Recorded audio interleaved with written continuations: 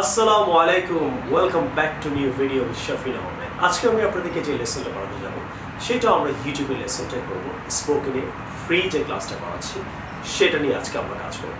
আমরা ক্লাস করতে করতে আমরা 73 নাম্বার ক্লাসে এসে পড়লাম। সো আজকে আমি আপনাদের 73 নাম্বার ক্লাসে যে লেসনটা করাবো, অনেকগুলো জিনিস করাবো আমরা এই দুইটা বই থেকে। সবাই দুইটা বই নিয়েছেন, দেশে এবং দেশের বাইরে যারা আছেন, এবং অনেক বেশি আমার জন্য দোয়া করছেন। আর দোয়া করার জন্য of course you have to pray 5 times and pray for me.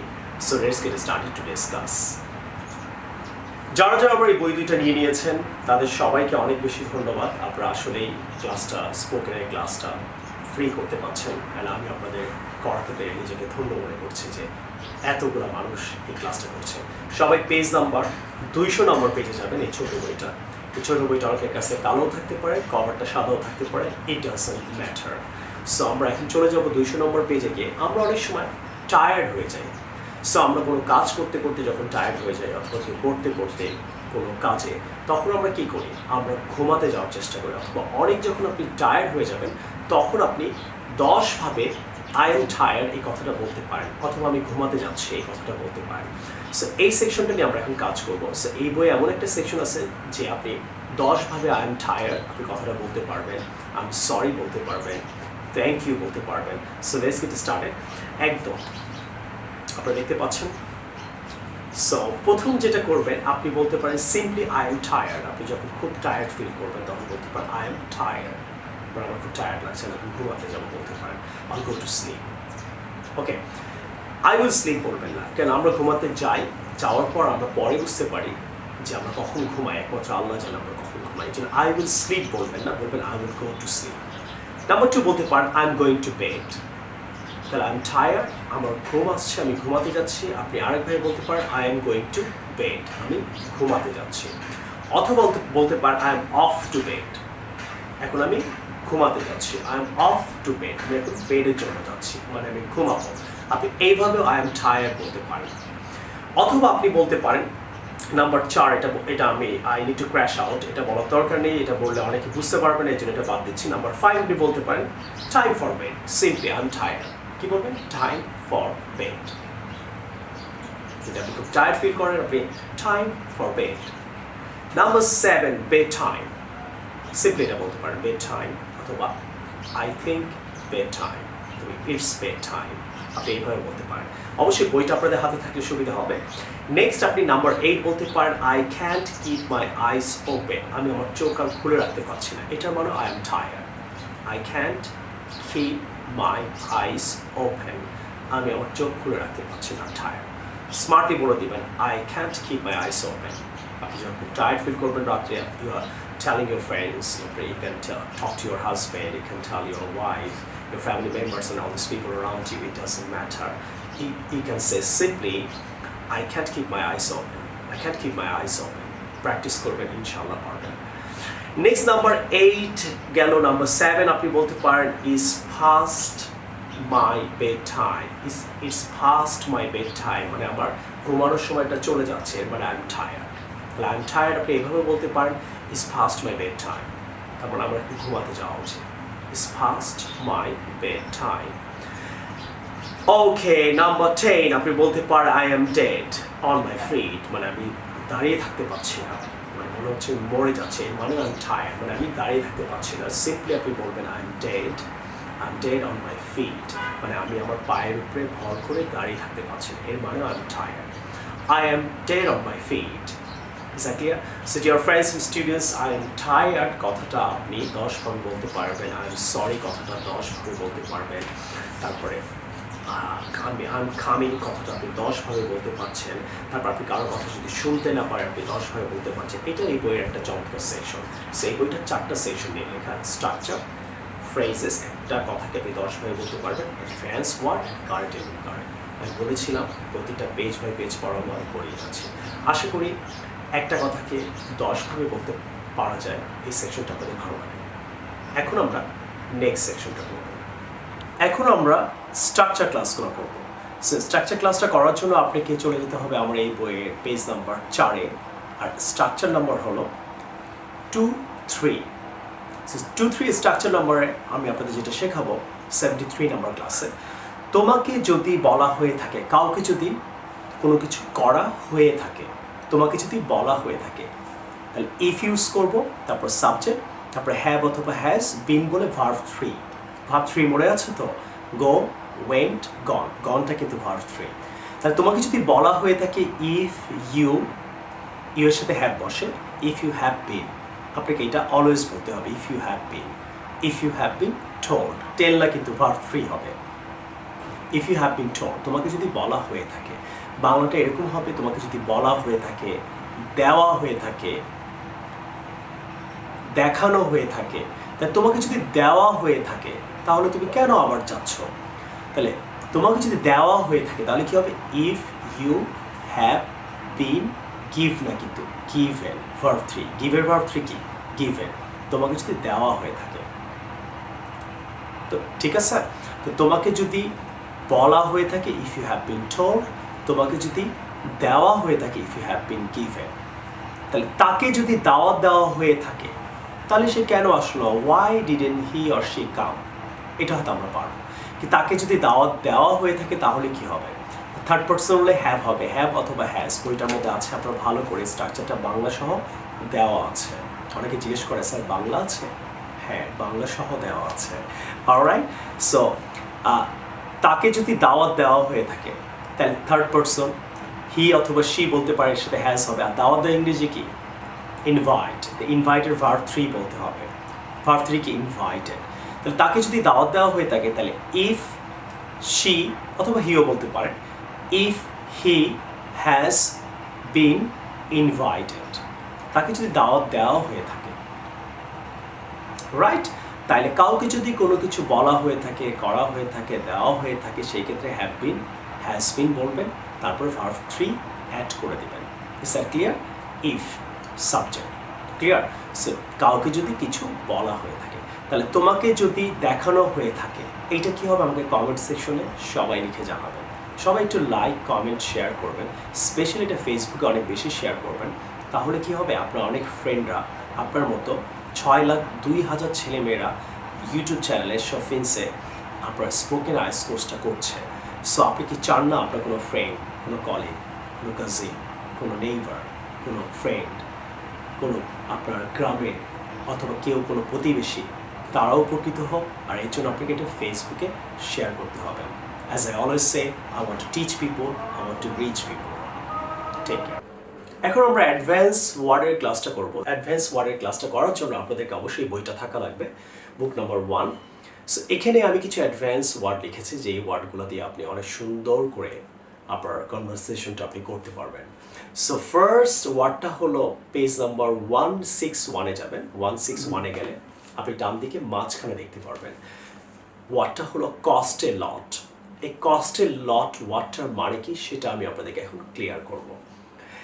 If something cost a lot to get there by plane, মানে আমরা মাঝে মাঝে বলি যে আইফোনের তো অনেক টাকা লাগবে কিনতে, তা আইফোনে will take lot of money, অথবা I need lot of money to buy an iPhone. এইভাবে ইংরেজি না বললে আপনি বলতে পারেন iPhone will cost a lot. মানে কস্ট এ লট মানে অনেক টাকা লাগে, অনেক খরচ হয়, অনেক এক্সপেন্সিভ কোনো কিছুকে কস্ট এ লট বলে। তা আপনি বলতে পারেন iPhone will cost a lot, মানে আইফোন কিনতে গেলে অনেক টাকা লাগবে। তাহলে BMW গাড়ি কিনতে গেলে অনেক টাকা লাগবে, তাহলে BMW car will cost a lot. ইংল্যান্ডে যেতে গেলে অনেক টাকা লাগবে, to go to England it will cost a lot, right? এই রেস্টুরেন্টে খেতে গেলে অনেক টাকা লাগে, to eat at this restaurant it will cost a lot. It will cost a lot, অনেক টাকা লাগবে। So in that case you have to be very serious, যে আমার কোনো কিছু অনেক টাকা লাগে, তাহলে আপনি নর্মালি বলতে পারেন এটা অনেক টাকা লাগে, ইট কস্ট এ লট। কস্টের সাথে একটা এস হবে কিন্তু, হ্যাঁ, ইট কস্ট এ লট, এটা কিনতে অনেক টাকা লাগে। তাহলে কক্সবাজার যেতে গেলে অনেক টাকা লাগে না, এটা ইংরেজি কি হবে? To go to Cox's Bazar it doesn't cost a lot of money. To go to Cox's Bazar it doesn't cost a lot of মানি।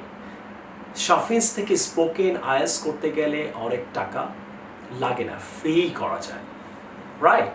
তো ঠিক তেমনি অনেক জায়গায় অনেক কস্ট লাগে না, সো এই কথাটা it is very expensive, I need lot of মানি, আপনি এইভাবে না বলে ইট কস্ট এ লট বলতে পারেন, ইট উইল কস্ট এ লট বলতে পারেন, পাস্ট টেন্সও বলতে পারেন।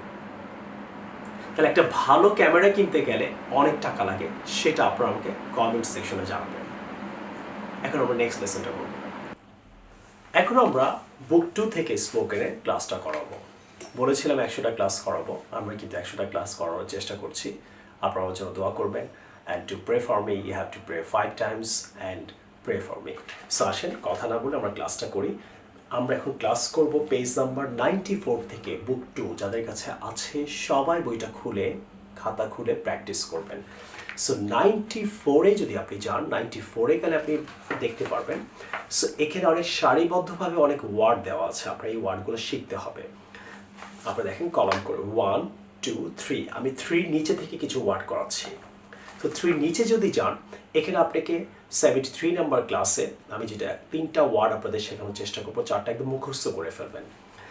Number 1, meet me if you can, পারলে আমার সাথে দেখা করো, এগুলো একদম মুখস্থ করে ফেলবেন। তাহলে আপনি যে ইংরেজি বলছেন এতদিন ধরে, সেন্টেন্স শিখছেন, কোয়েশ্চেন শিখছেন, তা আপনার এই ছোটো ছোটো এক্সপ্রেশনগুলো আপনাকে অনেক সাহায্য করবে আপনার ইংলিশটাকে ডেভেলপ করার জন্য। So meet me if you can, পারলে আমার সাথে দেখা করো। তাহলে কালকে পারলে আমার সাথে দেখা করো, meet me if you can tomorrow. দেখেছেন? Meet me if you can, পারলে আমার সাথে দেখা করো। 1 2, হোয়াট সোর্ট অফ, কী ধরনের, হোয়াট সোর্ট অফ মুখস্থ করবেন। হোয়াট সোর্ট অফ কী ধরনের, তাহলে what sort of mobile do you like, what sort of girl do you like, what sort of car do you like, short of নয়, এটা হবে সোর্ট অফ। নেক্সট ওয়ার্ডটা হলো তারপরে হোয়াট টাইপ অফ, এটার মানেও কী ধরনের, হোয়াট টাইপ অফ মানেও কী ধরনের, তাহলে what type of mobile do you like, what type of sofa do you like. Clear? এখানে একটা ওয়ার্ড দেওয়া নেই, আমি বলে দিচ্ছি। আরেকটা হলো what kind of, what kind of মানে ধরনের, তাহলে what kind of camera do you like, what kind of car do you like. আপনি আরও অনেক অনেক সেন্টেন্স বলবেন, লিখবেন, ইনশাল্লাহ আপনি পারবেন। তারপর লাস্ট ওয়ার্ডটা হলো ফরগেট ইট, ভুলে যাও। কোনো কিছু হলো, ঠিক আছে, কেউ আপনার ক্ষতি করার চেষ্টা করলো, বা কেউ আপনাকে টাকা চাচ্ছেন দিতে পারছে না, প্রবলেমে আছে, অথবা অনেকগুলো so many types of problems can be dear friends. So forget it, ভুলে যাও। বা আপনি কষ্ট পেয়েছেন কোনো কারণে, কেউ হয়তো সামওয়ান হার্ট ইউ, সো আপনি ইন দ্যাট কেস বলতে পারেন ফরগেট ইট, ভুলে যাও, ফরগেট ইট, ভুলে যাও। মুখস্থ করে ফেলবেন এই 4টা জিনিস। এখন আমরা ব্রিটিশ আমেরিকান কনভারসেশনটা করব পেজ নাম্বার 47 থেকে। যাদের কাছে বইটা আছে তারা খুলে ফেলেন, যাদের কাছে বইটা নেই আপনি স্ক্রিনে নাম্বার দেখতে পাচ্ছেন, অর্ডার মাই বুক। ঢাকার মধ্যে আপনি একদিন পরেই পাবেন, ইমার্জেন্সিও নিতে পারবেন, আপনি একদিনও নিতে পারবেন, চার্জেসটা বেশি পড়বে। আর ঢাকার বাইরে হলে 2 থেকে 3 দিন পরে পাবেন। আর পৃথিবীর নানান কান্ট্রি থেকে আপনি 7 দিনের মাধ্যমে আমরা আপনাদের বই দিতে পারবো ইনশাআল্লাহ।